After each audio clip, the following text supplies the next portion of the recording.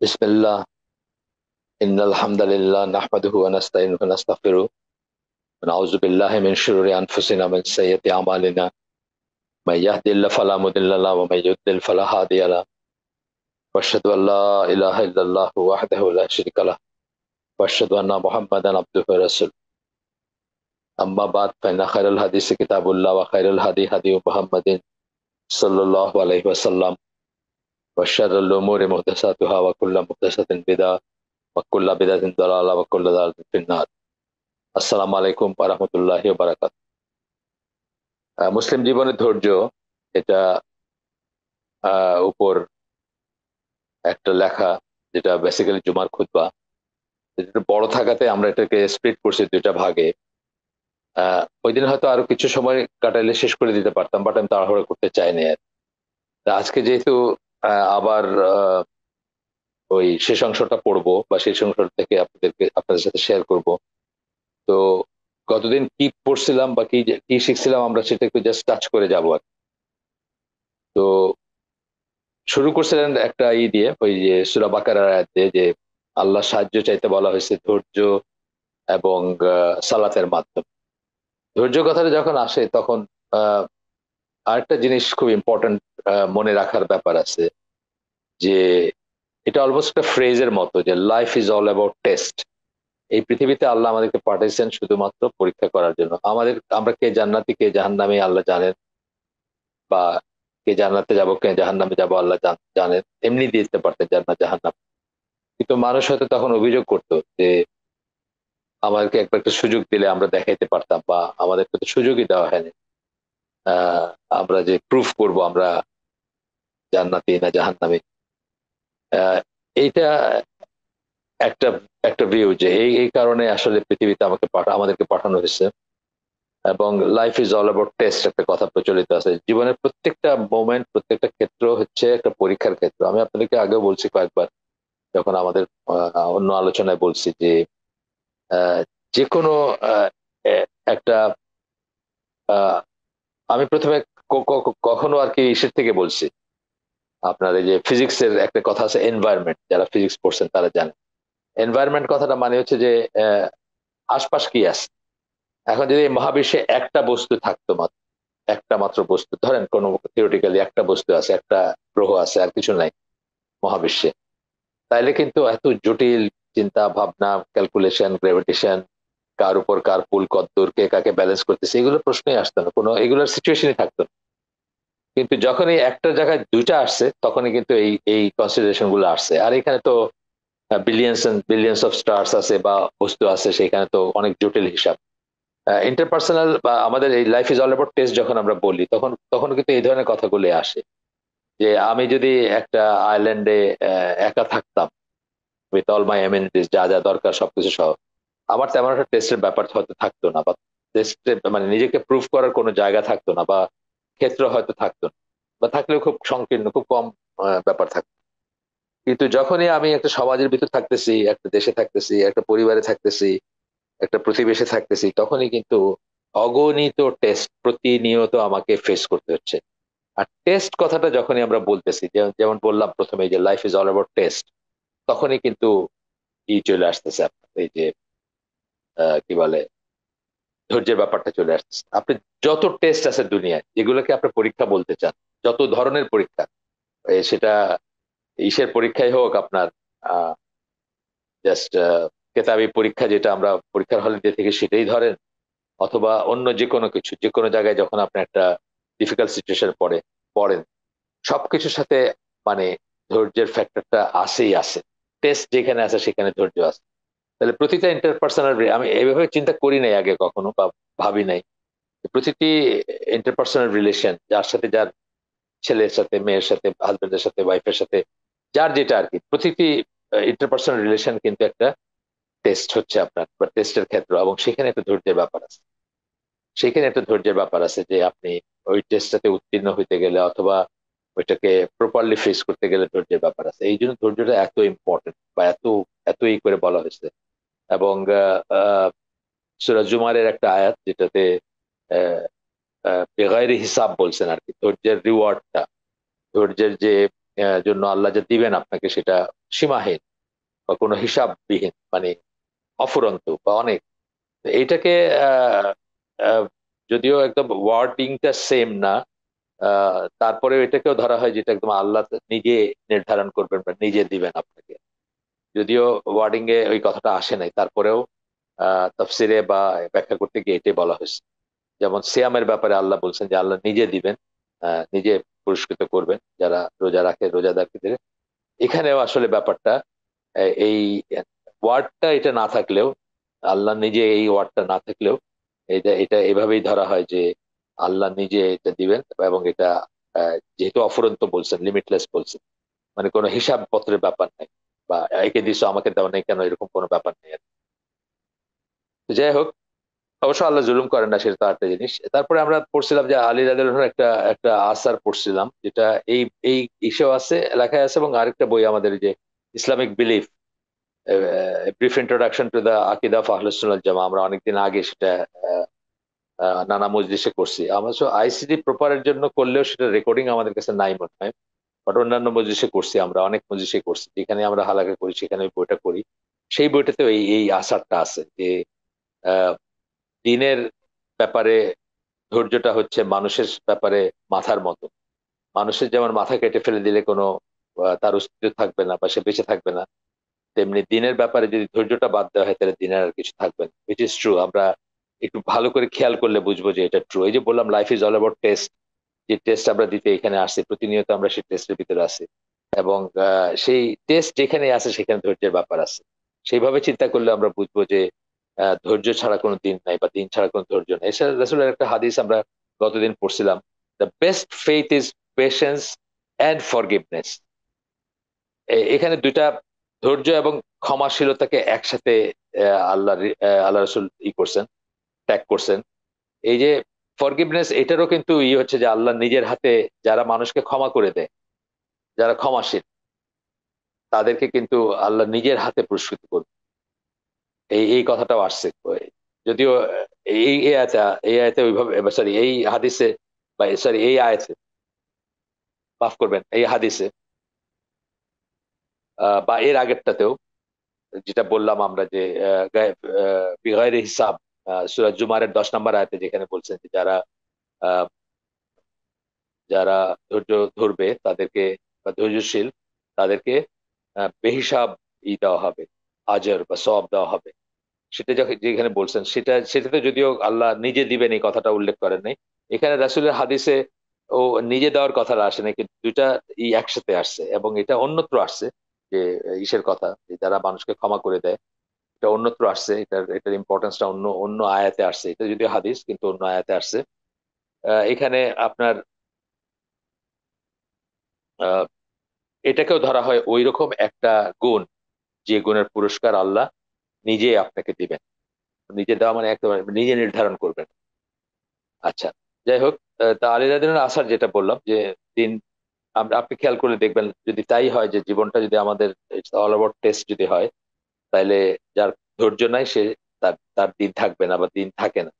আচ্ছা, আর আল্লাহ রসুলের হাদিস যেটা আমরা বলতেছিলাম, যে যেটা বলতে গিয়ে আমরা একটু ডিস্ট্রাক্টেড হয়ে গেছি। যাই হোক, the best faith is faith, মানে ইমান, সবচেয়ে সবচেয়ে উৎকৃষ্ট ইমান হচ্ছে, একদম ইমান ইমান বলেই বলতেছেন, ইজ পেশেন্স এন্ড ফরগিভনেস। একসাথে বললে দুটো, ধৈর্য এবং ক্ষমাশীলতা। তার মানে এগুলো যার আছে তার বেস্ট পসিবল ইমান থাকবে, এটাই স্বাভাবিক আর কি। একজন ইমানদারের যখন এই জিনিসগুলো থাকে, তার ইমানটা হচ্ছে বেস্ট টাইপ অফ ইমান। সে তার ধৈর্য থাকবে, এবং সে আহ ক্ষমাশীল হবে। এখানে অনেক বছর আগে আমার লাইফে ঘটে যাওয়া একটা ঘটনা, মানে জাস্ট বাস্তব জীবনের একটা ঘটনা। আহ অনেক বছর আগে, ধরেন রাফলি আমি বলতেছি যে আবার 2000 বা ওই ওইরকম দিকের হবে, বা 2000 এর একটু পরে হইতে পারে, বা আশপাশে আর কি। তো আমি দুইজন দিনী ভাইকে একটা লিফট দিতেছিলাম। ওনারা যাবেন এক জায়গায়, আমার গাড়ি ছিল, ওনাদের ট্রান্সপোর্ট নাই। তো এক জায়গায় বলছেন যে আমাদের ওই জায়গায় নামাই দিলে খুব সুবিধা হয়, আমি দিয়েছিলাম। ওনাদের একজন ঢাকা ইউনিভার্সিটির ফুল প্রফেসর ছিলেন, আরেকজন ছিলেন ঢাকা ইউনিভার্সিটিরই ওই আপনার রেজিস্টার বিল্ডিং এ চাকরি করেন, পুরো অ্যাডমিন একটা পজিশনে চাকরি করেন, অফিসার আর কি, বাট একদম শীর্ষে না, মাঝামাঝি কিছুতে চাকরি করেন।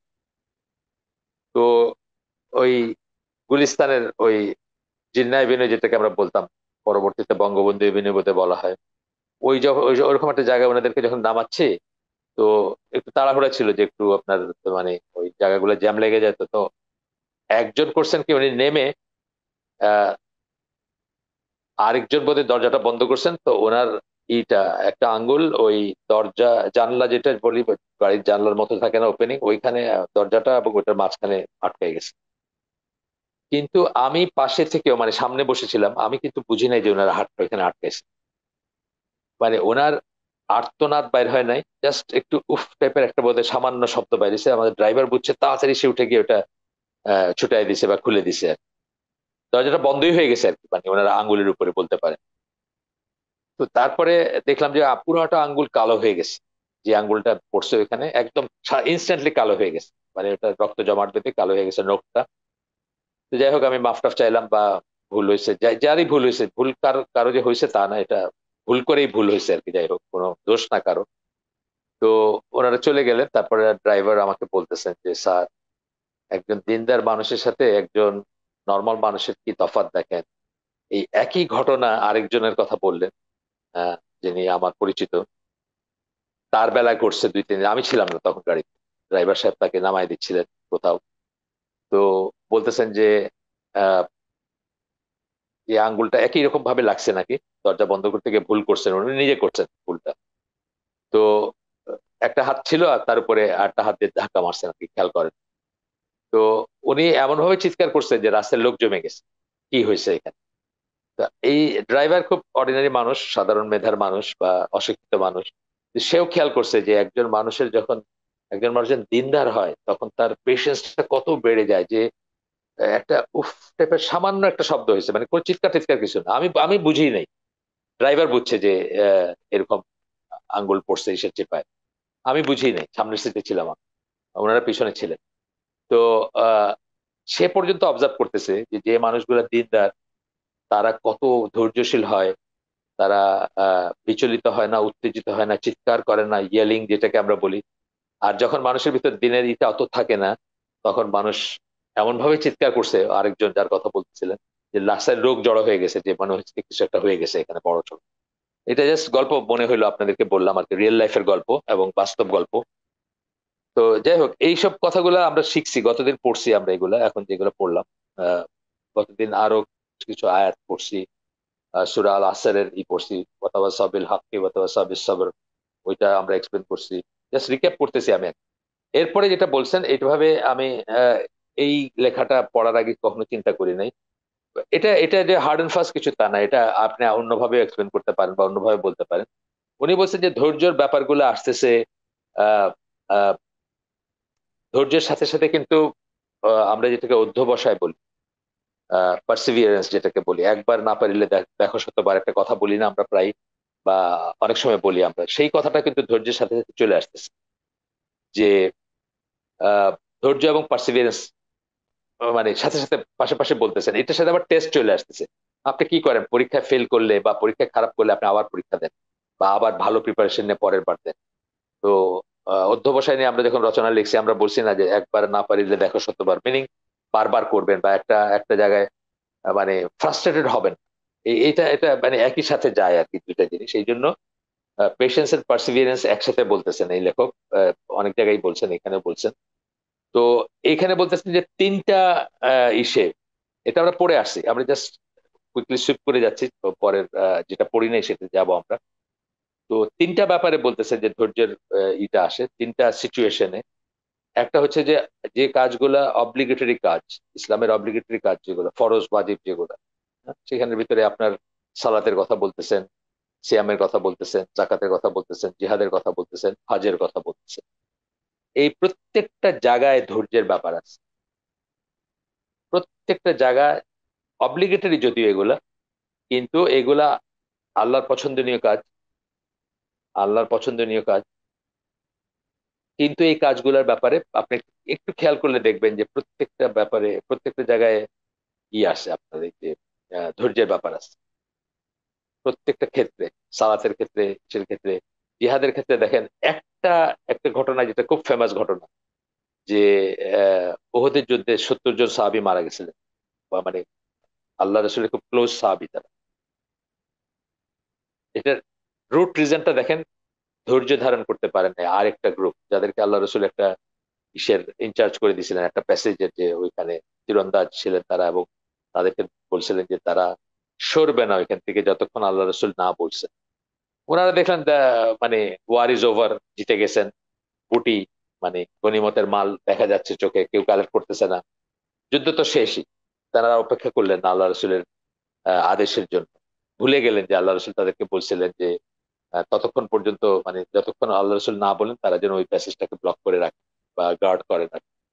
আর সেই জন্য কি ডিজাস্টার ঘটে গেল। ইট গোজ ব্যাক টু কিন্তু ধৈর্য, আসলে আপনি একটু খেয়াল করে দেখেন যে ওর ধৈর্য কুলাইলো না যে একটু ওয়েট করি, আল্লাহ রসুলের আদেশের জন্য ওয়েট করি। আচ্ছা, এগুলো তো আছে এখানে। মনে করলেন যে আমরা জিতে গেছি, বাস গেলেন, তারপরে কি ডিজাস্টার হয়ে গেছিল এখানে, তাই না? তো এরকম আর কি হজের ব্যাপারে তো, অল অফ ইট ইজ ধৈর্য। আপনাদের হজের ব্যাপারে তো মারাত্মক আর কি। আমি তো বুঝি যে আমার তো একটু, প্রথমবার তো একটু ইয়াং বয়সে গেছিলাম, তো একটু অবিচার দেখলে, একটু অন্যায় দেখলে, কেউ লাইন স্কিপ করতেছে বা কেউ আহ ঢাকা এয়ারপোর্ট থেকে শুরু হলো, এক লোক তার মারে আমি বাইরে দাঁড়ায় আছি আমার ওয়াইফের জিনিসপত্র নিয়ে, আরো মেয়েরা ভিতরে গেছে, মেয়েদের একটা টয়লেট আছে ইসের ভিতরে, ঢাকায় ডিপার্চার লঞ্চে। এক লোক ওইখানে ঢুকে যেতেছে তার মারে খুঁজতে, স্যার আমি প্রিভেন্ট করলাম। মানে হয়তো আমি দুর্ব্যবহার করি নাই, কিন্তু তারপরে কিন্তু আমি পারি নাই যে আমি আমি মনে করি যে আমার আরেকটু হওয়া উচিত ছিল। তো হজের তো একদম আমার ঢাকা এয়ারপোর্ট থেকে শুরু হয়ে গেছিল ধৈর্যের পরীক্ষা। তো আপনারা জানেন যে এগুলা অব্লিগেটরি কাজ হইলেও এগুলোর ব্যাপারে আমাদের ধৈর্য না থাকলে আমরা, রোজার ব্যাপারে তো আছে, অল অফ ইট ইজ ধৈর্য। এগুলা যদি আমরা না পারতাম, মানে এগুলো যদি না করতে পারি, ধৈর্যশীল যদি না হই, এই কাজগুলো আমরা ঠিক মতো করতে পারবো না। সবকিছু যে কটা বললাম, সব জিহাদ থেকে, জিহাদের উদাহরণ দিলাম, হজের বললাম, সালাতের ব্যাপারেও আছে। সালাতের একটা গল্প আমার মনে পড়ে, প্রায় আমাদের জুনিয়র, সে আপনার জাহাজের সেকেন্ড অফিসার ছিল, তখন মারা গেছে ছেলেটা, আল্লাহ জান্নাত নসিব করুক। তো আহ, সে সেকেন্ড অফিসার ছিল। সেকেন্ড অফিসারে আপনি জানেন যে সমুদ্রে যখন থাকে জাহাজ, তখন সেকেন্ড অফিসারের ডিউটি হচ্ছে 12টা থেকে 4টা। তো খুবই অড একটা, ডগ ওয়াচ বলে এটাকে, খারাপ একটা ডিউটি আর কি। দুপুরেও 12টা থেকে 4টা, রাত্রে 12টা থেকে 4টা, মানে সবাই যখন ঘুমাইতেছে সে তখন ডিউটি করে। তো এর পরে যিনি আসতেছেন ডিউটিতে, চিফ অফিসার, ওনার হলো 4টা থেকে, ভোর 4টা থেকে নিয়ে 6টা পর্যন্ত। তো ওরা দুজন একই ক্যাডেট কলেজের, মানে ওই সেকেন্ড অফিসার থার্ড অফিসার দুইজন। তো সেকেন্ড অফিসার যে, সে ওই 4টার সময় তার ছুটি হয়ে গেছে, তারপরে সে বসে আছে যে কখন সুবহ সাদেক হবে এবং সে ইটা করবে, আপনার ফজরের নামাজটা পড়ে তারপরে ঘুমাবে। তো অন্যজন যিনি, উনি বলতেছেন, যাও যাও মিয়া, গিয়া রেস্ট নাও, সারাদিন কাজ করছো, সারা রাত জাগছো, রেস্ট নাও গিয়া, এই বসে থেকে কি হবে। মানে এই যে কথাটা বললেন, ওই ভদ্রলোক বুঝতেছেনই না যে এটা তার কাছে কত ইম্পর্টেন্ট। এই সময় মতো সালাদটা পড়ে গিয়ে তারপরে সে ঘুমাবে। ফজরের ওয়াক্তের জন্য সে ওয়েট করতেছে, হয়তো 1 ঘন্টা ওয়েট করতে হবে বা 1.5 ঘন্টা ওয়েট করতে হবে। সে ঘুমায় গেলে হয়তো উঠতে পারবে না ভাই। তার কাছে এটা এখানে দেখেন একটা সবরের ব্যাপার আছে, এখানে একটা ধৈর্যের ব্যাপার আছে, যে এই যে ধৈর্য ধারণ করতেছে, সে করে ওয়েট করতেছে সময়টার জন্য। এই সময়টা হইলে তারপরে সে আল্লাহর বিধান অনুযায়ী আল্লাহর ফরজ ফরজ ইটা আদায় করবে, ফরজিয়াত আদায় করবে। তো এই এই ব্যাপারগুলো এই জন্য বলছেন যে এই সব ব্যাপারে আমাদের কিসের ধৈর্য, কিসের ব্যাপারে ধৈর্য, বা কিসের ধৈর্য, কোন ক্ষেত্রে ধৈর্য। তো এখানে উনি 3টা ভাগে ভাগ করে এটা প্রথমটা বললেন যে এই এই ব্যাপারে ধৈর্য, আপনার এবাদতের ব্যাপারগুলো, ফরজ এবাদতের ব্যাপারে ধৈর্য। নেক্সট পয়েন্টটা ছিল আমাদের যে গুনাহ থেকে বেঁচে থাকার ব্যাপারে ধৈর্য। উনি খুব সুন্দর করে বলছেন, আমি বললাম না যে এইভাবে আমি কোনো চিন্তা করি না এই জিনিসটা। উনি বলতেছেন যে যারা ফরজ কাজগুলোর ব্যাপারে, ওয়াজিব কাজগুলোর ব্যাপারে ধৈর্য ধারণ করে সেগুলো যথাসময় যথাযথভাবে আদায় করে, তাদের অনেকেই গুনাহ থেকে বেঁচে পারেন। ওইটা করে কিন্তু গুনাহ থেকে বেঁচে থাকতে পারে। তো বলতেছে যে গুনাহ থেকে বেঁচে থাকার ধৈর্য, এই একটা ক্ষেত্র বলতেছে যে এখানে আমাদের ধৈর্যশীল হইতে হবে, এবং এটাকে যে আমরা চিহ্নিত করে আমরা যেন করি যে আমরা ওই সব জিনিসগুলোতে ধৈর্য ধারণ করছি, আল্লাহর আদেশ পালন করতে ধৈর্য ধারণ করছি, আহ আহ মানে ফরজ এবং ওয়াজিবের ব্যাপারে। কিন্তু আমরা আল্লাহর নিষেধগুলা মেনে চলতে কিন্তু ধৈর্য নাও দেখাতে পারি বা ধৈর্যশীল নাও হইতে পারি, এটাও খুব ইম্পর্টেন্ট। এটা বলতেছেন যে বিদেশের কথা বলতেছেন, আমেরিকার কথা বলতেছেন যে থার্ড ওয়ার্ল্ড কান্ট্রি থেকে বা আমাদের মুসলিম দেশগুলো থেকে যারা ওইখানে এসে যান, পড়াশোনা করতে যান, বা স্টুডেন্টদের, উনি তো খুতবা দিতেছেন, খুতবার ভিতর বলতেছেন এগুলা। তাদেরকে অনেক সময় দেখা যায় যে একটা পারমিসিভ সোসাইটি থেকে তারা নিজেদেরকে নিষিদ্ধ কাজগুলো থেকে দূরে রাখতে পারেন না, নিষিদ্ধ কাজগুলো থেকে দূরে রাখতে পারেন না। এখন তো ফিতনার মাল্টিপ্লাইড হয়েছে, কত গুণ মাল্টিপ্লাইড হয়েছে আহ সেটা আল্লাহ জানেন, আমি জানি না। কালকে এক আহ, খুব ভালো মানে ফুল স্কলারশিপ নিয়ে গেছে এখান থেকে আমাদের পরিচিত একজনের ছেলের কথা শুনলাম, সে নাকি ট্রান্সজেন্ডার হয়ে গেছে আমেরিকা থেকে। এটা তো মানে আমার কাছে মানে অকল্পনীয় এবং শকিং মনে হয়েছে, বিকজ আমি ছেলেটাকে চিনি না, কিন্তু আহ, তার বাবাকে চিনি আমি, ডিস্টেন্টলি চিনি, খুব ক্লোজলি চিনি না। আহ, নামি দামি মানুষ, তার ছেলে নাকি এখন ওইখানে গিয়ে রূপান্তরিত হয়ে গেছে, মেয়ে হয়ে গেছে। এই এই এই প্রথম শুনলাম আমি, মানে বাস্তবে এবং ইসের আর কি। যাই হোক, যেটা বলতেছি যে এখন তো ডালপালা অনেক গজাইছে ওইখানে, তাই না? মানে আগেও ছিল, কিন্তু এখন মানে ফিতনা তো আর দিন দিন বাড়বে, এটা এটা কিন্তু একটা বুঝ। এটা এই বই ধরেন 1994 সালে লেখা, সেকেন্ড এডিশন, এটা এটা 99 সালের পাবলিকেশন। তো আপনার এখন তো আরো আরো বাড়ছে, এটা কিন্তু একটা বুঝ বা এটা কিন্তু একটা আন্ডারস্ট্যান্ডিং আপনাদেরকে বলি, যে আমরা মনে করি যে যাক, এই ধরেন কথার কথা, আহ, যে কোনো একটা চেঞ্জ হলো, বড় চেঞ্জ হলো আমাদের দেশে, ধরেন যে চেঞ্জটা হয়েছে 5ই অগস্টে, এই ধরনের চেঞ্জ তো সারা দুনিয়াতেও হয়েছে, আরো হয়েছে না, আরো জায়গায় হয়েছে, আরো জায়গায় হয়।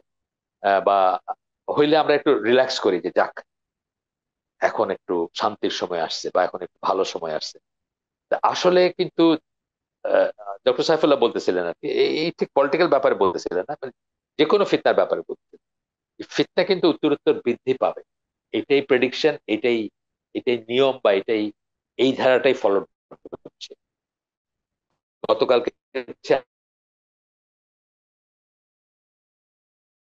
তো এই এই ব্যাপারগুলা উনি মনে করাই দিয়েছেন যে ওয়েস্টার্ন ওয়ার্ল্ডে যারা যায় বা পারমিসিভ সোসাইটিতে যারা যায়, তাদের জন্য খুবই ডিফিকাল্ট। যারা যদি পেশেন্ট না হয় তাহলে তাদের জন্য ওই সমস্ত টেম্পটেশন গুলোর ব্যাপারে পেশেন্ট। পেশেন্ট কিসের থেকে পেশেন্ট? আপনার রাগের ব্যাপারে পেশেন্ট, আপনি কামনা বাসনা, আপনার লোভ, আপনার ক্রোধ, সব ব্যাপারে, প্রত্যেকটা ব্যাপারে পেশেন্সের ব্যাপার আসবে। এবং উনি শুরুতে বলে নিয়েছেন যে 100 বারেরও বেশি কোরআনে মেনশন করা হয়েছে। যদিও আমি নিজে যেটা সার্চ দিয়েছিলাম ওটা 69 পাইছিলাম, বাট ডিমিনিটিভ নানা ফর্ম থাকে শব্দের, সেই হিসাবে হয়তো উনি দেখছেন বা উনি জানেন, ওনারটাই গ্রহণযোগ্য যে 100-র বেশি বার আল্লাহ পেশেন্সের কথা বলছেন নিশ্চয়ই। তো গেল এটা, তারপরে থার্ড টাইপ অফ যেটা বলছেন, এটা মানে কোন ক্ষেত্রে আপনার ধৈর্যের কথা বলতেছেন আর কি, এগুলা সেটাতে ছিল যে আপনার আহ, যেটা আল্লাহ আপনাকে দিছেন বা দেন, দুইটার ব্যাপারে ধৈর্য। দিছেনের ব্যাপারে ধৈর্য আছে, দেনের ব্যাপারে ধৈর্য আছে। দিছেনের ব্যাপারে আপনাকে অফুরন্ত সম্পদ দিছেন, বিশাল পরীক্ষা। ইনফ্যাক্ট যাকে দিছেন তার পরীক্ষাটা যাকে দেন নাই তার চেয়ে অনেক অনেক বড় বেশি, আহ, মানে অনেক অনেক বেশি বড় আর কি। দেওয়াটা মানে প্রাচুর্য যার আছে তার পরীক্ষাটা কিন্তু অনেক ডিফিকাল্ট আসলে। আপনার আপনার নাই, আপনি নিঃস্ব, অথবা আপনার আপনার আপনি গরিব, বা আপনার আপনার সম্পদ কম, বা আপনাকে কম দিছেন আল্লাহ, সেটা তাও চেষ্টা করতে পারেন আপনি, বা খুব ইজিলি চেষ্টা করতে পারেন। কিন্তু যাকে দেন নাই তার পরীক্ষাটা, যাকে দিছেন, সরি, যাকে প্রাচুর্য দিচ্ছেন, অনেক দিচ্ছেন, তার পরীক্ষাটা অনেক বেশি, এবং তার ধৈর্যের ব্যাপারটা অনেক বেশি। মানে অটোমেটিক্যালি তার ভিতরে কিন্তু একটা চলে আসে, মানে পকেটটা যখন ভরা থাকে দেখবেন একটা একটা কনফিডেন্স চলে আসে, একটা হামবাড়া ভাব চলে আসে যখন অনেক পয়সা থাকে, অনেক থাকে। এইটা এইটা হার্নেস করা খুব ডিফিকাল্ট একটা ব্যাপার, খুবই ডিফিকাল্ট ব্যাপার। এটার মুখে ধৈর্যশীল থাকা, কারেক্টলি বিহেভ করা, হিউমিলিটি থাকা, মানুষের প্রতি কাইন্ড থাকা, মানুষকে মানে খুব ডিফিকাল্ট এটা এটা এটা মানে এই জন্য বলতেছেন যে পেশেন্স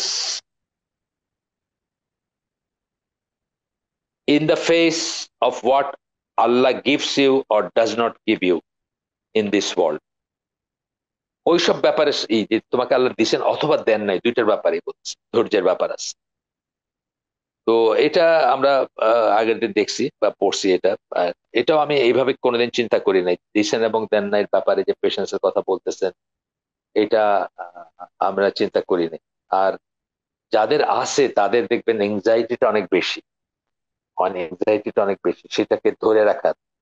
সেটাকে প্রিজার্ভ করার, সেটাকে শেয়ার না করার, সেটার ক্ষতি যেন না হয়, সেটা যেন কেউ না নিয়ে নেয়, সেটা যেন কেউ মানে ইত্যাদি ইত্যাদি, মানে অন এন্ড অন বলতে পারবো আমি। এটার কিন্তু অনেক টেনশন। এই জন্য দেখবেন যে, আমরা বলি না, একটা কমন কথা আছে যে হার্ট অ্যাটাক বা হার্ট ডিজিজ বা কোলেস্টেরল বা হাঁটা এক্সারসাইজ, এগুলো সব বড় লোকের ব্যাপার। কেন? তার কারণ তার টেস্ট গুলা আরো অনেক, তার পেশেন্স, তারই মানে ধরেন যাকে আল্লাহ অনেক দিচ্ছেন, তার খাওয়ার ব্যাপারে কোনো নিয়ন্ত্রণ থাকবে না। সে কি খাবে কি খাবে না এটা খুব ডিফিকাল্ট তার জন্য চেক করে, কারণ সে সবকিছু অ্যাফোর্ড করতে পারে। একজন গরিব মানুষ যে পাচ্ছে না তাই খাচ্ছে না, সেটাও হইতে পারে। সেই জন্য তার ওই আহ, সংক্রান্ত অসুখ গুলা হচ্ছে না, বা ওইদিকে তার যাচ্ছেই না সবকিছু। এইসব ব্যাপারগুলো আর কি, অনেক চিন্তার ব্যাপার আছে এখানে। অনেক বলছেন এখানে মুসলিমের একটা হাদিস আসছিল, এটা আমি পড়ি নাই আগের দিন। আহ, সেটা আজকে একটু পড়ি। বলতেছেন যে এই যে এংজাইটির কথা বললাম, হ্যাভস এবং হ্যাভ নটস যারা, তাদের ডিফারেন্ট ডিফারেন্ট এংজাইটি, কিন্তু দুই দলেরই কিন্তু এংজাইটি থাকতে পারে। এবং সেই এংজাইটি গুলা আমি একদিন আপনাকে বলছি কিনা আমার মনে পড়ে না গল্পটা, যে আমরা ওই উত্তরায় আহ, যে 6 নম্বর সেক্টরে যখন থাকতাম, মসজিদের পাশেই পার্ক, তো ওই পার্কে আমরা গ্রুপ অফ পিপল হাঁটতাম আর কি, সকালে কয়েক চক্কর হাঁটতাম। তো ওইখানে দেখতাম যে হ্যাভসরাই হাঁটতেছে, হ্যাভ নটদের হাঁটার কোনো দরকার নেই, তারা বাইরে রিক্সা চালাইতেছে অথবা রাস্তায় যে ঝাড়ু দেয় পরিচ্ছন্ন কর্মী যারা, তাদের এই সমস্ত ব্যাপার, এই সমস্ত বিষয় নাই যে সকালে হাঁটতে হবে, ক্যালোরি বার্ন করতে হবে, বা ডায়াবেটিস আছে অথবা হার্টের আছে, একটু ফ্রেশ বাতাস, এইগুলো ব্যাপার তাদের নাই। তো যাই হোক, এখন যে হাদিসটা পড়বো আমরা, এটা মুসলিমের হাদিস, যেখানে বলতেছে যে এভরিথিং দ্যাট, এই এংজাইটির কথা বলতে গিয়ে এটা এটা মনে হলো, এই হাদিসটা আমরা পড়ি নাই গতদিন, আজকে পড়বো। যে সূরা মারিজের আয়াতটাতে আল্লাহ বলতেছিলেন, যেটা গতদিন পড়ছি, 19 নম্বর, 19 21 19 20 21 22 চারটা আয়াত একসাথে। সেখানে আল্লাহ বলতেছিলেন যে আহ মানে এংজাইটির কথা বলতেছেন, গ্রাজিং বলতেছিলেন, মানুষের উপর যখন আহ আহ, মানে মানুষ অ্যাংশাস থাকে, when evil befalls him and when good befalls him, খারাপ কিছু আসলে তার উপরে যখন আসে, এবং খারাপ কিছু ভালো কিছু যদি আসে, সে গ্রাজিং থাকে। একসেপ্ট গ্রাজিং বলতে কি, ওই যে বললাম অ্যাংশাস হইবে, বা অনুযোগ থাকে, তার অভিযোগ থাকে, ভালো কিছু হইলে সে অ্যাংশাস হবে, ওইটাকে কেমন কিভাবে প্রোটেক্ট করবে, প্রিভেন্ট করবে বিং লস্ট, বা হারায় যাওয়ার থেকে, বা কনজারভেটিভ একটা এই নিয়ে ব্যাংকে জমা রাখবে, অথবা যেভাবে সেফটি সিকিউরিটি করবে। আমি অন্য একটা লেকচারে বলতেছিলাম যে স্টিল ওয়ার্কের কথা বলতেছিলাম, যে নাইজেরিয়া গেছিলাম আমি, ওখানে স্টিল ওয়ার্ক দেখছিলাম, যে আপনার লৌহ কপাট এবং সব সব মানে কি বলবো, লোহার আর কি, গেট টেট। তখন আমাদের দেশে এইসব অ্যাপার্টমেন্ট ছিল না, এইসব লোহার স্টিল ওয়ার্ক কম ছিল। কিন্তু এখন আমাদের দেশেও সে স্টিল ওয়ার্ক হয়ে গেছে। আমাদের দেশে 2019 2019 ওই একটা সালে বোধহয় 10,000 কোটিপতি বাড়ছিল, মানে আগে যা ছিল তার সাথে 10,000 কোটিপতি এক্সট্রা একটা বছরে বাড়ছে। এটা হিসাব মানে স্ট্যাটিস্টিক্সে আসছে। তো এই যে আঙ্গুল ফুলে কলা গাছ যারা হচ্ছেন, তাদের তো অ্যাংশাস থাকেন, তারা কি করে সেটাকে প্রিজার্ভ করবেন, কি করে হ্যাভ নটসরা যদি বাই চান্স নিয়ে যায়, বা তারা যদি চ্যালেঞ্জ করে, বা তারা যদি অ্যাটাক করে, এই সমস্ত ভয় থেকে কিন্তু লৌহ কপাট, এই এই দারোয়ান, দারোয়ানের চাকরি কিন্তু এখন সবচেয়ে মানে ইজিলি অ্যাভেলেবল একটা চাকরি বাংলাদেশে, জানেন বোধহয়, মানে খুব একটা ফিল্ড আর কি, লুক্রেটিভ ফিল্ড চাকরির জন্য, চাকরির বাজার। দারোয়ান মানে সিকিউরিটি গার্ডের চাকরি, সিকিউরিটি গার্ড এই লৌহ গরদ এইখানে, এই গার্ড রুমে এটা লেখেন, তো সিসি ক্যামেরা, তো এটা সামনে দাঁড়ায় কথা বলেন, তারপরে ভিতরে ঢুকেন। এইসব জিনিসগুলো আসছে কই থেকে? আসছে যে যা আছে আমাদের, সেটাকে আমরা এমন ভালোবাসি, এবং সেটা হয়তো আমরা হাজার হাজার কোটি টাকা আমরা হয়তো চুরি করে বা বাটপারি করে বা অন্য কিছু করে কামাই করছি, এখন আমরা চাই যে সেটাকে যেন আর কেউ ছিনিয়ে নিতে না পারে, আমরা যেন এটাকে ভোগ করতে পারি। খুবই এই জন্য আল্লাহ কিন্তু দুইটা কেসের মানে গুড এবং ব্যাড দুইটার ব্যাপারই বলছেন, গ্রাজিং বা অ্যাংশাস কথাটা ইউজ করছেন, মানে দুই গ্রুপের, এক্সেপ্ট বলছেন ওয়ার্শিপার্স হু আর কনস্ট্যান্ট ইন দেয়ার ওয়ার্শিপ, মানে সে সমস্ত যারা আহ, যারা ইবাদতকারী, যারা স্টেডি মানে কনস্ট্যান্ট তাদের ওয়ার্শিপের ব্যাপারে, তাদের ইবাদতের ব্যাপারে যারা কনস্ট্যান্ট বা স্টেডি, বা মানে কোনো না, মানে আজকে পড়লাম কালকে পড়লাম না এরকম না, ধৈর্যশীল, বা যারা লেগে আছে সেটার সাথে, তারা ছাড়া বাকি সবাইরই কিন্তু আহ এই দিলেও এংজাইটি, না দিলেও এংজাইটি, মানে দিলে এংজাইটি, না দিলে গ্রাজ আর এই এই কথাগুলো সেন্স আছে। আচ্ছা, আমার পিছিয়ে চলে যাই। আপনার যে হাদিসটা পড়তেছিলাম, মুসলিমের হাদিস, everything that happens to believer is good for হিম। যা কিছু ঘটে একজন বিশ্বাসী, এখানে কিন্তু আন্ডারস্ট্যান্ডিং এর ব্যাপার চলে আসে। যা কিছু ঘটে, বলে আকিবাতুল মুত্তাকিন, একটা কথা আমরা বলি, এন্ডটা অলওয়েজ মুত্তাকিনের জন্য, মুত্তাকিন বা মুত্তাকি যারা তাদের জন্য, মানে এন্ডটা তাদের জন্য ভালো হবেই, যদি তারা মুত্তাকি হয়, যদি তারা ধৈর্যশীল হয়। এই কথাটাই রাসূল সাল্লাল্লাহু আলাইহি ওয়াসাল্লাম আরেকভাবে বলতেছেন, everything that happens to believer is good for হিম। যা কিছু ঘটুক না কেন, ওয়ান্স ইট ইজ পাস্ট, যে জিনিসটা ঘটে গেছে গেছে, সেটা সেটা যে নট নেসেসারি সেটা একটা নট নেসেসারি সেটা অ্যাপারেন্টলি একটা ভালো জিনিস হবে তা না।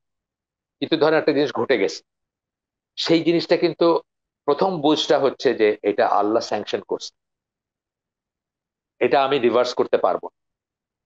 তখন সে কি করবে? সে ধৈর্য ধারণ করবে, যদি তার যে অপছন্দনীয় হয় জিনিসটা, বা অ্যাপারেন্টলি যদি অপছন্দনীয়।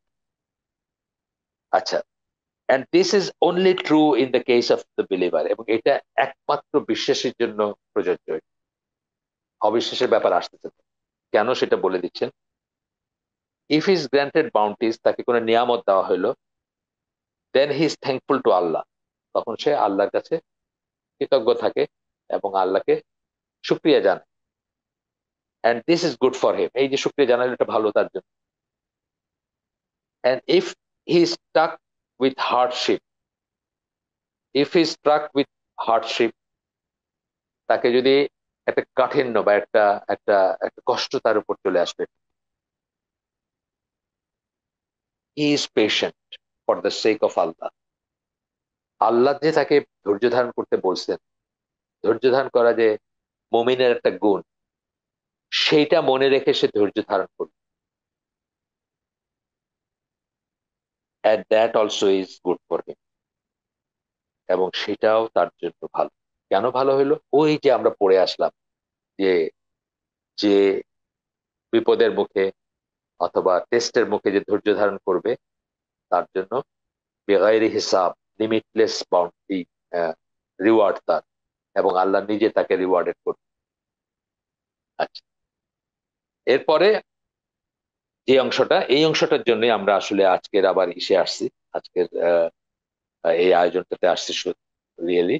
এখানে বলতেছেন যে কিভাবে আমরা আহ, কিভাবে আমরা কিছু স্টেপ নিলে ধৈর্যশীল থাকতে পারবো, ধৈর্য বৃদ্ধি করতে পারবো, এবং ইনটার্ন আমাদের ইমান বৃদ্ধি পাবে। বা ধৈর্য ইমান কিন্তু হ্যান্ড ইন হ্যান্ড যায়।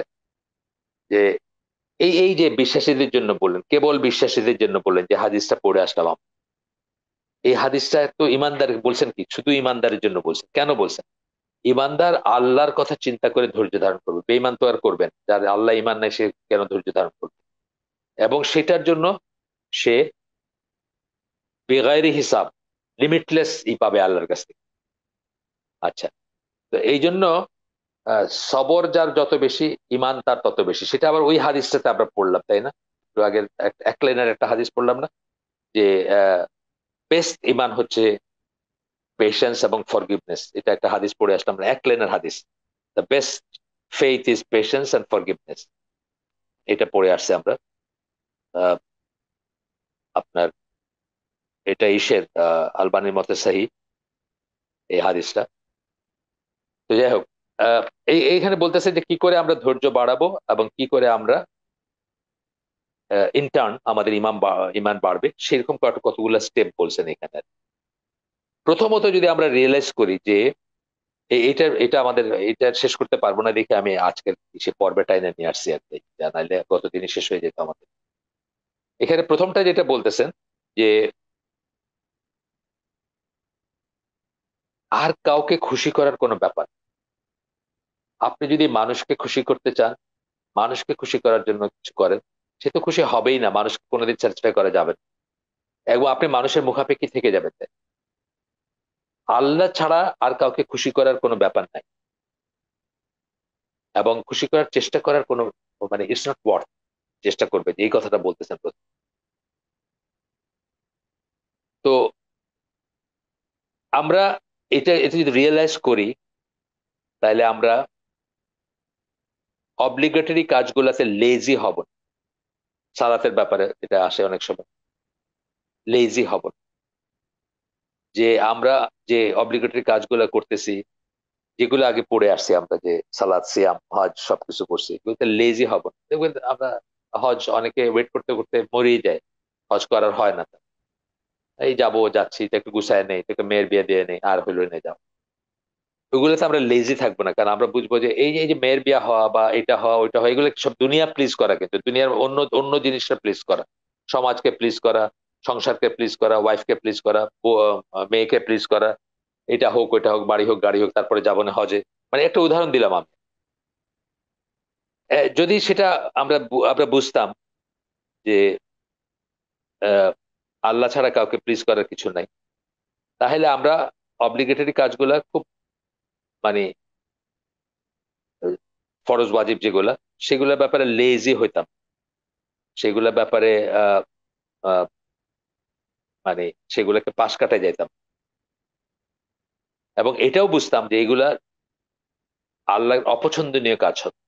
ওই যে বললাম, প্লিজ করার ব্যাপার, শুধু আল্লাহকেই প্লিজ করার ব্যাপার আছে, সেই নিরিখে আমরা বুঝতাম যে এগুলা আল্লাহকে অসন্তুষ্ট করবে যদি আমরা অব্লিগেটরি কাজগুলা ব্যাপারে লেজি হই বা ধৈর্য ধারণ না করি, বা যেটা ধৈর্যের তো অনেক রকম দিক আছে। আমি বললাম, ওই যে ছেলেটার কথা বললাম যে 4টার সময় ডিউটি করে বসে আছে, 5টায় হয়তো সূর্য উঠবে, তো তার তার ধৈর্যের ব্যাপার আছে না, সে যে ধৈর্য ধরে বসে থাকবে সেই ব্যাপারটা।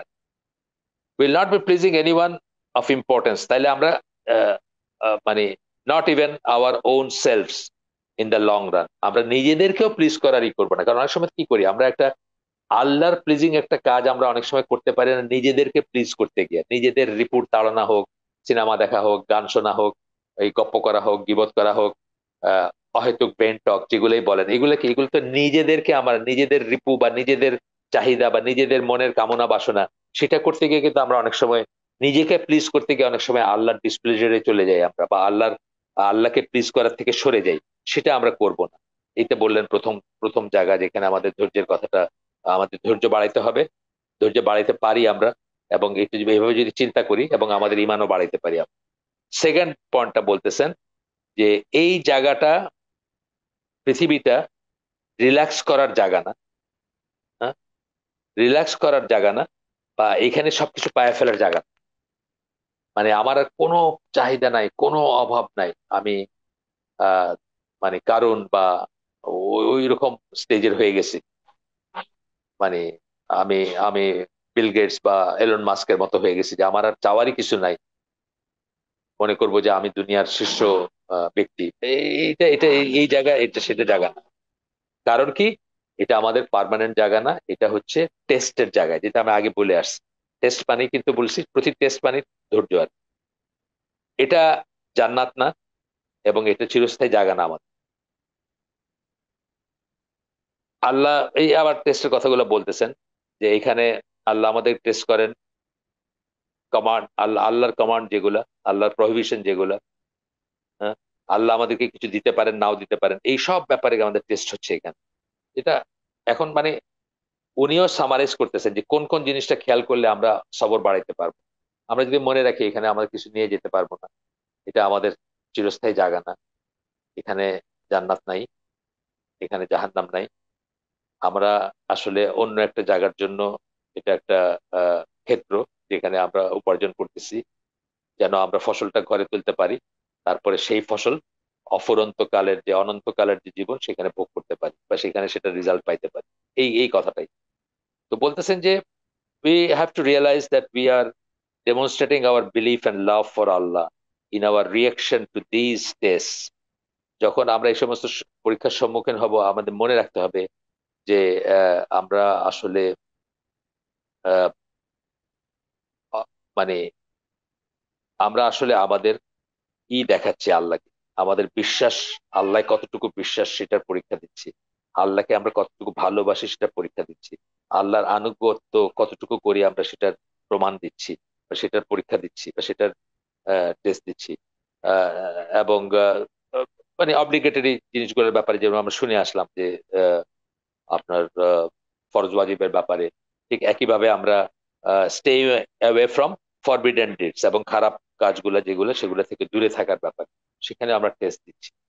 এখানে আপনারা সবাই জানেন, বহুল আগে বোধহয় বলছি আমরা, তো আরেকবার পড়ি সূরা আনকাবুতের আয়াত। To men imagine that they will be left because they say we believe, তাদেরকে ছেড়ে দেওয়া হবে, জাস্ট বলছে আমি আমি বিশ্বাস করি বা আমরা বিশ্বাস করি, ব্যাস হয়ে গেল। না, and will not be tested with afflictions, এবং ফিতনা সহকারে তাদেরকে টেস্ট করা হবে না। এটা কি মানুষ মনে করে? We tested those who were before you, তোমাদের আগে যারা আসছে তাদেরকে আমরা আহ, পরীক্ষা করছি। And Allah knows those who are sincere and knows those who are feign, কারা সিনসিয়ার বা কারা সিনসিয়ার না। আহ, আল্লাহ নিফাক আছে যাদের বা যারা বিশ্বস্ত না, আল্লাহ তাদের সম্বন্ধে অবগত আছে। গেল। তো এই এই এই জিনিসটা যে this world is the be all and end all of everything, এটা যারা মনে করে, বি অল মানে এখানেই সবকিছু হইতে হবে, এন্ড অল মানে এখানেই সবকিছু শেষ, এটা যারা মনে করে, হি উড বি আপসেট, সে আপসেট হয়ে যাবে, এবং তার ল্যাক অফ পেশেন্স, তার পেশেন্স থাকবে, তার ধৈর্য থাকবে না, due to anything he would miss of this world or any misfortune that would befall him. যদি সে এখানের কিছু মিস করে, ফার্স্ট হইতে চাইছিল, ফার্স্ট হয় নাই, ফার্স্ট ক্লাস পায় নাই, মানে যে কোনো কিছু, যে কোনো ধরনের জীবনের স্বপ্ন ছিল এই গাড়ি চালাবে, চালাতে পারলো না, প্রত্যেকটা জিনিসে সে আফসোস করবে, এবং যার এইখানেই সবকিছুর হিসাব, সে প্রত্যেকটা জিনিসে আফসোস করবে, এবং সে মিস করবে প্রত্যেকটা জিনিসকে। এবং আহ, আচ্ছা, কিন্তু একজন বিলিভারের ব্যাপারে সেটা হওয়া উচিত না, সেটা হবে না ইনশাল্লাহ। 3 নম্বর পয়েন্টটা বলতেছেন, we must also know ourselves, we actually belong to Allah. খুব ইম্পর্টেন্ট একটা কথা বলছে, এটা মনে থাকে না। আমরা নিজেদের ভিতরে তাকায় দেখব এবং মনে রাখবো যে আমরা আল্লাহর, আমরা, আমি আমারও না, আমার সেলফটা হচ্ছে আল্লাহ। এটা বললে, বলতে গিয়ে বলতেছেন যে আমরা বলি ইন্না লিল্লাহি ওয়া ইন্না ইলাইহি রাজিউন, এই কথাটা কিন্তু বিপদে বলি, কেউ মৃত্যু শুনতে বলি, শুনলে বলি, কিন্তু আসলে এটা এমনিও বলার কথা, এটা এমনি জানার কথা, এমনি আমাদের রিয়েলাইজ করার কথা যে আমরা আল্লাহর, এবং আমরা তার কাছে ফিরে যাব। আমাদের এই লাইফের জার্নিটা হচ্ছে ফ্রম আল্লাহ টু আল্লাহ। এইটা যদি মনে রাখি আমরা, তাহলে আমরা কিন্তু এই আমার আমার আমার, আমি আমার এটা, আমার এটা, আমার এটা, এগুলো আমরা মনে রাখি। আমি এখন মাঝে মাঝে দেখি, আমার অনেক খারাপ লাগে, খারাপ লাগে যে তা না, যখন একটা খুব শখের একটা জিনিস চাষ করে পড়ে ভেঙে গেল, আসে না এরকম অকেজো হয়ে গেল একটা জিনিস, যে কোনো একটা জিনিস, এটা একটা গ্যাজেট হইতে পারে, ধরেন একটা ফোন, ধরেন হাত থেকে পড়ে ব্যাস স্ক্রিনটা ফাইটে গেল, আমি সাথে সাথে যেটা মনে করি যে আমি তো থাকবো না। মানে এটা তো একটা জিনিস, এটা তো একটা মেটেরিয়াল, এটা তো এটার এটার ভ্যালু বা এটার এটার মর্যাদা তো আমার সেলফ যেটা, নফস যেটা, আমি তার চেয়ে তো বেশি না। আমার কাছে পৃথিবীর সবচেয়ে প্রিয় জিনিস কি? মানে আমি হয়তো চিন্তা করি না এইভাবে, সবচেয়ে প্রিয় জিনিস কি? আমার প্রাণটা, তাই না? এটা তো থাকবে না, বা আমি থাকবো না। এইভাবে করলে কিন্তু আর ওই জিনিসটাকে অত বড় মনে হয় না, যে একটা ফোন হাত থেকে পড়ে গেছে, পড়ে গিয়ে ভেঙে গেছে, এটাকে মনে হয় না যে এত বড় জিনিস। আমি থাকবো, মেবি টুমরো মর্নিং, আজকে আজকে সকাল, আজকের রাতটা আমি দেখবো না। তো আমি এটার জন্য আফসোস করে কি হবে? ঠিক আছে, আমি সাবধান হব, অপচয় যেন না করি সেটা ঠিক আছে, সাবধান হব ঠিক আছে, বা একটা জিনিসের যত্ন নিব সেটাও ঠিক আছে। কিন্তু ওয়ান্স ইট হ্যাজ হ্যাপেন্ড, মানে আমি যেটা বললাম যে যে কোনো পাস্ট জিনিসকে আমরা কিভাবে দেখবো, যেটা আল্লাহ স্যাংশন করছেন, এবং আমি এটা রিভার্স করতে পারবো, তখন কি হবে? আমি এটা যদি মনে রাখি যে ইন্না লিল্লাহি ওয়া ইন্না ইলাইহি রাজিউন, আমরা হচ্ছি সবাই আল্লাহর, এবং আল্লাহর কাছে ফিরে যাব, এটা যদি মনে রাখি আমরা, তাইলে কিন্তু আর আর এই খারাপ লাগাটা লাগবে না, একটা মেটেরিয়াল জিনিস, একটা ফোন পড়ে ভেঙে গেছে, ঠিক আছে, আমি থাকবো, আমার সবচেয়ে প্রিয় জিনিস যেটা, আমার প্রাণটা, সেটাই থাকবে। সুতরাং এটা তুচ্ছ হয়ে যাবে তখন। 4 নাম্বার বলতেছেন, we must realize Allah is with the patient and steadfast, আমরা মনে রাখবো যে আল্লাহ তাদের সাথে থাকবেন, কোরআনে ওয়াদা করছেন তাদের সাথে থাকবেন, ইন্নাল্লাহা মা'আস সাবিরিন, আল্লাহ তাদের সাথে থাকবেন যারা ধৈর্যশীল। আল্লাহ will support you and guide you when you are patient for his sake। এই his sake-টাও খুব ইম্পর্টেন্ট, কিন্তু পেশেন্ট আপনি অগত্যা হইলেন, আচ্ছা আর কি করা যাবে, সেইটা না। মনে, এইটা মনে রেখে যে আল্লাহ পছন্দ করেন, এইটাই মুমিনের চরিত্র, এটাই মুমিনের বৈশিষ্ট্য হওয়া উচিত, সেটার জন্য যে কি হয়। এই জন্য পেশেন্সের কথা অন্যত্র আসছে, এখানে আসছে, এই লেখায় আসে নাই। পেশেন্স কিন্তু এই ঘটনাটা ঘটার যে যে ব্যাপারে মানে পেশেন্সের কথা বলা হচ্ছে, ইমিডিয়েটলি কিন্তু পেশেন্সের ব্যাপার। আপনি অনেক চিল্লাচিল্লি করলেন, রাগারাগি করলেন, তারপরে আপনি এক সময় কাম ডাউন করে বলেন আর কি করা যাবে, এটা কিন্তু পেশেন্স না। পেশেন্স হচ্ছে ইমিডিয়েটলি যখন ব্যাপারটা ঘটছে তখন। হ্যাঁ, তা আপনি অপারগ হয়ে আর কি, আচ্ছা ঠিক আছে কি আর করা যাবে, মাইনে নিলাম, সেটা সেটা না। তো এখানে বলতেছেন যে সাপোর্ট করবেন, আল্লাহ করবেন। তারপরে ওই সূরা ইনশিরার আপনার 5-6 নম্বর আয়াতই করতেছেন, ইন্নামাল উসরি ইউসরা, ইন্নামাল উসরি ইউসরা, এটা এটা করতেছেন যে প্রত্যেকটা হার্ডশিপের পরে ইজ আসে, প্রত্যেকটা হার্ডশিপের পরে ইজ আসে, দুইবার কথা, একই কথা দুইবার আর কি। তো সেটা কোট করতেছেন এখানে এই প্রসঙ্গে। আহ, তারপরে একটা হাদিস কোট করতেছেন, সরি তার আগে করতেছেন, তার আগে আপনার সূরা রুমের 60 নম্বর আয়াত কোট করতেছেন এখানে। Then have patience, lo the promise of Allah is true. Allah কোন একটা সিচুয়েশনে বলতেছে যে আহ, ধৈর্য ধারণ করো।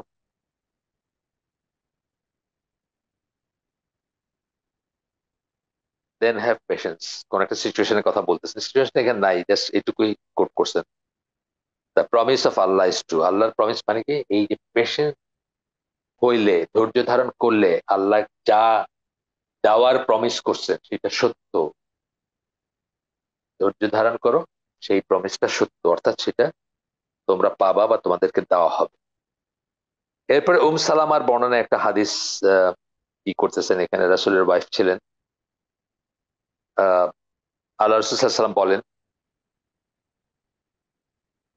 No slave is afflicted with an affliction and says, এমন কোন বান্দা নাই যার একটা উপরে একটা কঠিন পরীক্ষা আসছে বা ডিজাস্টার আসছে বা বিপদ আসছে, এবং সে বলে we belong to Allah and unto him is the return, ইন্না লিল্লাহি ওয়া ইন্না ইলাইহি রাজিউন। সেটা যে বলে, সে বলে, বিপদ আসলো এবং সে বলল এটা, এবং বলে O Allah reward me for my affliction, হে আল্লাহ আমাকে, আমার উপর যে কষ্ট আসছে, যে দুর্যোগ আসছে, যে ফিতনা আসছে, এটার জন্য আমাকে পুরস্কৃত করুন।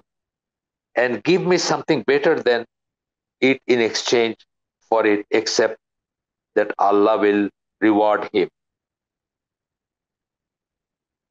For his affliction. মানে যে এরকম করে বলবে যে আল্লাহ এর চেয়ে বেটার কিছু দেন, মানে কিছু একটা লস আপনি হারাই ফেলছেন, আপনার কেউ মারা গেছে বা আরো কিছু একটা হারাই ফেলছেন, আপনি বললেন যে আমাকে এটার পরিবর্তে এর চেয়ে বেটার কিছু দেন, except that Allah will reward him. এরকম যদি বলতে পারে কে, এমন কেউ নাই আর কি। মানে তাকে, মানে সিচুয়েশনটা কি হবে, আল্লাহ তাকে রিওয়ার্ড করবেন ফর হিজ অ্যাফ্লিকশন, তার উপর যে ডিজাস্টার বা যে দুর্যোগ নেমে আসছে সেটার জন্য আল্লাহ তাকে পুরস্কৃত করবেন, and give him something better than it afterwards, এবং পরবর্তীতে এর চেয়ে বেটার কিছু তাকে দিবেন। সালামা বললেন যে তার হাজবেন্ড যখন মারা গেছিলেন, Abu Salama, she said those words, উনি এইভাবে দোয়া করছিলেন, এই যেভাবে আমরা পড়লাম, and Allah gave her something better, that is she was then married to the prophet সাল্লাল্লাহু আলাইহি ওয়াসাল্লাম। তাকে, এটা মুসলিমের হাদিস। তো তারপরে তার তার বিয়ে হয়েছিল আল্লাহ রসুলের সাথে, তার হাজবেন্ডের চেয়ে বেটার দিছিলেন আল্লাহ, আরেকজন হাজবেন্ড দিছিলেন, যার জন্য উনি কষ্ট পাইছিলেন, দুঃখ করতেছিলেন, তার চেয়ে বেটার হাজবেন্ড দিছিলেন তাকে। 5 নম্বর, 5 নম্বর পয়েন্টে বলতেছেন যে নবী রসুলগণ তারা সবচেয়ে বড় বড় পরীক্ষার ভিতরে, মানে আমাদের থেকে তাদের পরীক্ষাগুলো অনেক কঠোর এবং কঠিন ছিল, যেগুলাকে এন্ডিউর করতে হয়েছে তাদেরকে, যেগুলাকে তাদেরকে মানে সার্ভাইভ করতে হয়েছে, যেগুলোর ভিতর বলতেছেন when we see how Allah tested his devoted slaves, মানে রাসূলদের কথা বলতেছেন, নবীদের কথা, then we'll see that we are facing what we are facing. We who are not so devoted to Allah and commit many sins is really very little. মানে আমরা যা face করতেছি, যারা আল্লাহর প্রতি অত সিনসিয়ার না বা অত ভালো বান্দা না আল্লাহ, এবং আমরা অনেক গুনাহগার, সেই তুলনায় আমরা যে পরীক্ষায় পড়তেছি সেটা আসলে অত্যন্ত ছোট। মানে অত ভালো চরিত্রের হয়ে, অত ভালো সিনসিয়ার বা আল্লাহর অত ভালো বান্দা হয়েও তারা যে সমস্ত পরীক্ষা পড়ছে, সেই তুলনায় আমরা তেমন কোনো ভালো বান্দা না হয়ে যে পরীক্ষা পড়তেছি, এটা কিছুই না।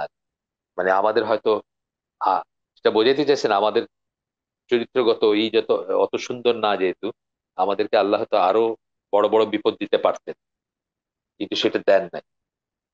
এরপরে সূরা আল আনাম এর 34 নম্বর আয়াত কোট করতেছেন এখানে, messengers indeed have been denied before you, Allah রাসূলকে বলতেছেন আর যে তোমার আগেও রাসূলদেরকে প্রত্যাখ্যান করা হয়েছে, and they were patient under the denial, এবং সেই অবস্থায় তারা ধৈর্যশীল ছিল। যখন তাদেরকে প্রত্যাখ্যান করছে মানুষ, সেই অবস্থায় তারা ধৈর্যশীল ছিলেন। And the persecution till, denial এবং পারসিকিউশন মানে সেই অস্বীকারের মুখে এবং সেই অত্যাচার, তাদেরকে যে অত্যাচার করা হয়েছে সেই অত্যাচারের মুখে তারা পেশেন্ট ছিলেন, মানে ধৈর্যশীল ছিলেন। টিল আওয়ার সাকর রিচ দেম, যতক্ষণ আমাদের সাহায্য তার কাছে পৌঁছেছে। আল্লাহ রসুল সাল্লাল্লাহু আলাইহি সাল্লাম কখনো কখনো তো কষ্ট পাইছেন মনে, পান নাই যে তা না, কষ্ট পাইছেন মনে। আল্লাহ সেই সেই সমস্ত সিচুয়েশনের তাকে এই বলে প্রবোধ বা সান্ত্বনা দিচ্ছেন। যেমন ইনশিরা যে সূরাটা পড়লাম, ওইটাও এই ধরনের একটা আহ আহ, এরকম আরো অন্যান্য জায়গায় আছে। এখানে এই আয়াতটা একটা আয়াত যেখানে আল্লাহ তাকে সান্ত্বনা দিচ্ছেন। রাসূলের কথা বলতেছেন যে উনি কিসের ভিতর দিয়ে গেছেন। আহ আবু তালিব এবং খাদিজা মারা গেলেন, while his mission was still early stage ছিল তার মিশন তখনও।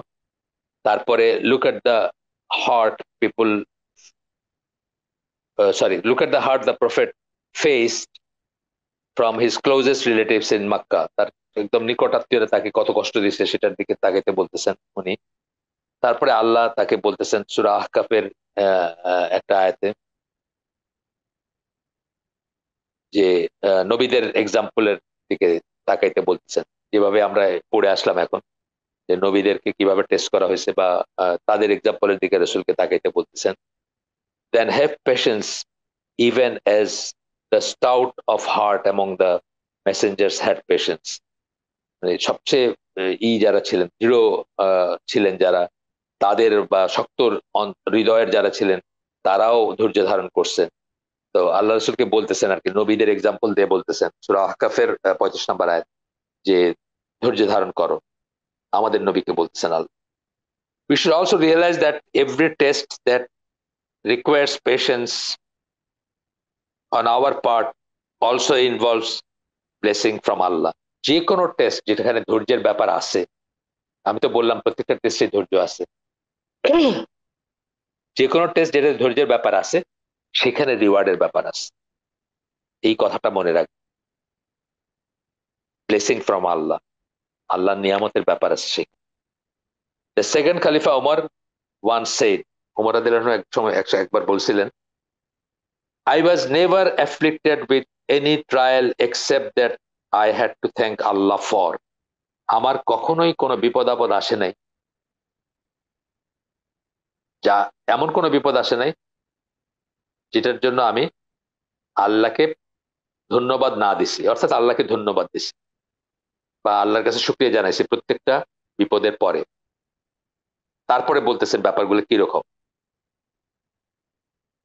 বলতেছেন I was never afflicted with any trial, আচ্ছা গেল এটা, for four blessing related to it, মানে চারটা ব্লেসিং, যে যত বিপদ আপদ আসছে তার জন্য এমন কোনো বিপদ ছিল না যে জন্য উনি আল্লাহর কাছে শুক্রিয়া করেন নাই।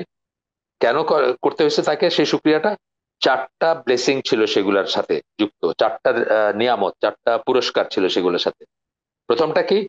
That it was not related to my religion. আচ্ছা, যে আমাকে যে টেস্টে আল্লাহ ফেলছেন, যে বিপদে ফেলছেন, এটা আমার দিনকে বিপদগ্রস্ত করে না। এই জন্য আমি আল্লাহকে শুক্রিয়া জানাচ্ছি। মানে আমি, আমার ইমান চলে যাচ্ছে, আমার দিন চলে যাচ্ছে, আমি দিন হারায় ফেলতেছি, আমি আমি মোরতাদ হয়ে যাচ্ছি, বা আমি দিন থেকে বের হয়ে যাচ্ছি, এরকম কোন টেস্টে আল্লাহ আমাকে ফেলেন। 2 number, that it was not greater than it was, মানে যা আসছে তার চেয়ে আর বড় হয় নাই, আর আরো বিপদ হইতে পারে। ধর একটা হোঁচট খাইছে, আমার পায়ের একটা নখ উল্টায় গেছে, পুরা পাটাই ভেঙে যেতে পারে, এই চিন্তা করছেন আর কি, যে যতটুকু দিচ্ছেন তার চেয়ে আর বড় কিছু হয়নি, এইটুকুর ভিতরেই অল্পর উপর দেশ আসছে। দ্যাট আই এম, দুইটা গেল, that I am not kept from being pleased with it, আমি সন্তুষ্ট চিত্তে সেটাকে গ্রহণ করতে পারি নাই, এমন অবস্থা হয়নি। সেই জন্য আমি শুক্রিয়া করছি আল্লাহ, আল্লাহ আমি তথাপি তোমার উপর সন্তুষ্ট, আমি অসন্তুষ্ট হইনি, আমি গ্রাজিং না। ওই যে বললাম না, গ্রাজ, অ্যাংশাস বললাম, আমি গ্রাজিং না, আমি আমি মনক্ষুণ্ণ না তোমার উপর। And that I hope for a reward from Allah for it, এবং আমি আল্লাহর কাছে এর বিনিময়ে আশা করতেছি যে আজর বা রিওয়ার্ড পাবো, পুরস্কার পাবো। এই চারটা জিনিসের জন্য উনি সবসময় আল্লাহকে ধন্যবাদ জানাইছেন, যখনই তার উপর কোনো টেস্ট আসছে, পরীক্ষা আসছে, বা বিপদ আপদ আসছে। এটাও আমি আগে জানতাম না, এইটা পড়েই শুনলাম প্রথম, এই এই এটা ওমরাদের এই আসারটা বা এই কথাগুলা। In fact the main cause for a lack of patience is a lack of certainty in the reward that Allah will bestow upon us for being patient. এটা খুব ইম্পর্টেন্ট একটা কথা বলছি। আমি কখনোই এটা চিন্তা করি যে আপনি যে ধৈর্য ধারণ করতে পারলেন না, তার মূল কারণ হচ্ছে আপনার ইয়াকিন নাই, নিশ্চয়তা নাই আল্লাহর ওই ওয়াদায়, যে আল্লাহ আপনাকে যে টেস্ট দিচ্ছেন এবং সেই টেস্টে যে আপনি ধৈর্য ধরলেন তার জন্য পুরস্কৃত করবেন, ওইটার উপর আপনার নিশ্চয়তা নাই, ইয়াকিন নাই। এই জন্যই কিন্তু আপনি অধৈর্য হন। যদি আপনার ইয়াকিন থাকতো, এটা কিন্তু আমি কখনো চিন্তা করিনি, বড় একটা কথা, এখন থেকে মনে রাখবো ইনশাল্লাহ, যে যদি আপনার ইয়াকিন থাকতো, তাইলে আপনি কিন্তু এই অধৈর্য হইতেন না। আপনার ওই ইয়াকিনটা নাই যে আল্লাহর এই ওয়াদাটা কত বড় সত্য, এবং এটা দিবেনই আল্লাহ আপনাকে রিওয়ার্ড। এই ইয়াকিনটা যখন কম, সেই জন্য আপনি ধৈর্য ধারণ করতে পারেন। এবং উইদাউট মেজার, যেটা আবার এটা উচ্চারণ করতেছেন, বেগাইরি হিসাব, যেটা বললাম সূরা জুমারের 10 নম্বর আয়াত, ওইটাই বলতেছেন যে হি রিওয়ার্ডস দেম উইদাউট মেজার, যারা ধৈর্যশীল তাদেরকে হিসাব বেহিসাব দিবেন। একটা সূরা নাহলে একটা আয়াত কোট করতেছেন লাস্টে এসে, and verily we shall reward those who are steadfast a recompense in proportion to the best of what they used to do, মানে তাদেরকে দিবেন, ধৈর্যশীল যারা তাদেরকে আল্লাহ দিবেন, আজার দিবেন, রিওয়ার্ড দিবেন, পুরস্কার দিবেন, বেস্ট যেটা তারা কাজ করছে সেটার প্রপোর্শনে, আর ওয়ার্স্টার হিসাবে না, বেস্ট যা আমল ছিল, তার বেস্ট যা কাজ ছিল সেটার প্রপোর্শনাল রিওয়ার্ড দিবেন আল্লাহ, এখানে আবার বলতেছেন। আর পরবর্তীতে আবার উনি ওই গায়রে হিসাব আয়াতটা কোট করছেন, তারপরে দোয়া করে শেষ করে দিয়েছেন, সুবহানাকা আল্লাহুম্মা ওয়া বিহামদিকা আশহাদু আল্লা ইলাহা ইল্লা আনতা আস্তাগফিরুকা ওয়া আতুবু ইলাইক। আমরা যে শুনলাম তার ভিতরে ভালো কিছু শুনে থাকলে সমস্ত প্রশংসা আল্লাহর, আলহামদুলিল্লাহ। খারাপ কিছু শুনে থাকলে সমস্ত ব্যর্থতা আমার, এবং সেটা শয়তানের তরফ থেকে। আল্লাহ আমাদেরকে তৌফিক দেন যা ভালো শুনলাম তার উপর আমল করার। আসসালামু আলাইকুম ওয়া রাহমাতুল্লাহি ওয়া বারাকাতুহু।